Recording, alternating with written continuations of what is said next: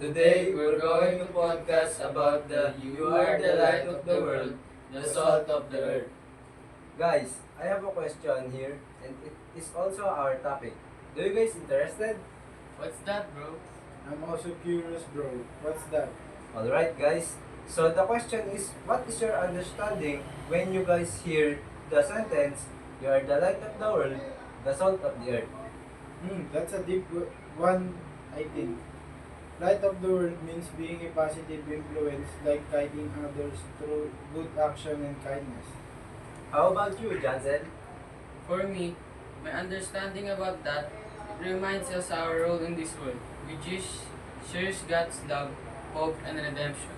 Alright guys, I think our outlets are all correct because nobody is perfect, right? By the way guys, I tried researching about the you're the light of the world, the salt of the earth. And there is a Bible verse, Matthew chapter 5 verse 13 to 16 that says, you're the salt of the earth. But if the salt loses its saltiness, how can it be made salty again? It is no longer good for anything, except to be thrown out and trampled underfoot. You're the light of the world. A town built a hill cannot be hidden. Neither do people light a lamp and put it under bowl. Instead, they put it in its stand, and it gives light to everyone in the house. In the same way, let your light shine before others, that they may see your good deeds and glorify your Father in heaven. Based on my understanding here, the sentence that makes me curious is, you are the salt of the earth. But if the salt loses its saltiness, how can it be made salty again? For me, like a salt, it is used for cooking and seasoning foods that are very important. It's the same with people. If a people does good and respect others, people will look at him well. But what if suddenly this saltiness disappear or people look at him in a new way because when judging him with no truth? Does it have a purpose? That is if the taste of and look of the person will return to him. But how? The only lesson here is to be true to yourself and don't listen to others. If you know that you're not doing anything wrong, or in short, we have wisdom, right? We agree. By the way, guys, I also researched a short story from English literature titled The Proud Rose by Jolanda Colambini. Do you know who is Jolanda Colambini or what is her life? Yes, Jolanda Colambini is an Italian writer born at Italy in December 24, 1911 and died in March 30, 2003. She collaborated with notable Italian directors, contributing to various film scripts. Her works had an impact on Italian cinema, particularly during the Neorealist period. She also have a legacy contribution to Italian Neorealism and influence on Italian cinema. Oh, she have a big contribute and influence the Italian cinema and neorealism. By the way, can you tell us the story of the Proud Rose? Sure.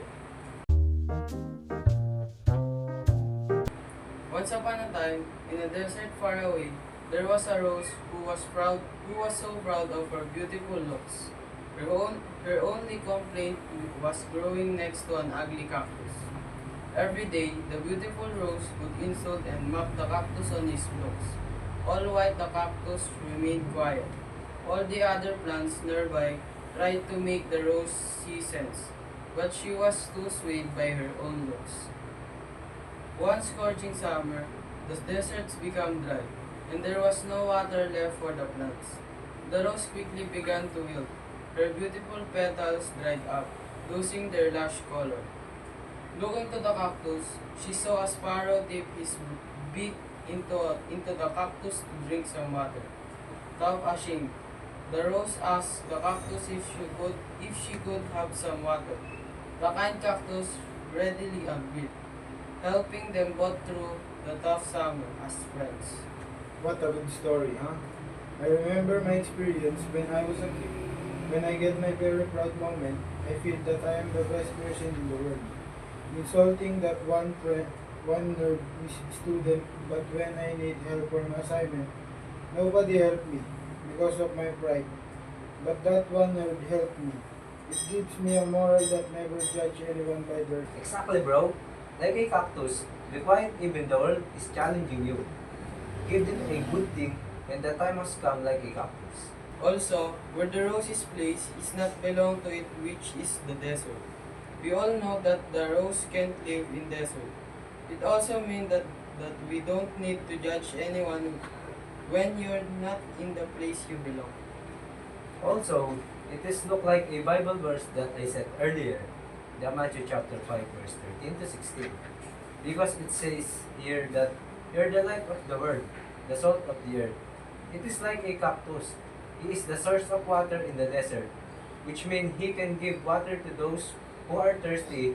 And when I search about the other term for salt is wisdom, which is the cactus personality. He knew on how to put some respect on the rose, even it is so rude to him. How nice, bro. Absolute podcast.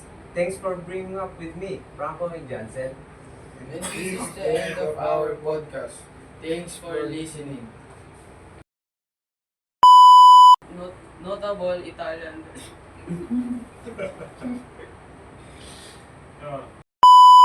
13 to 16, that says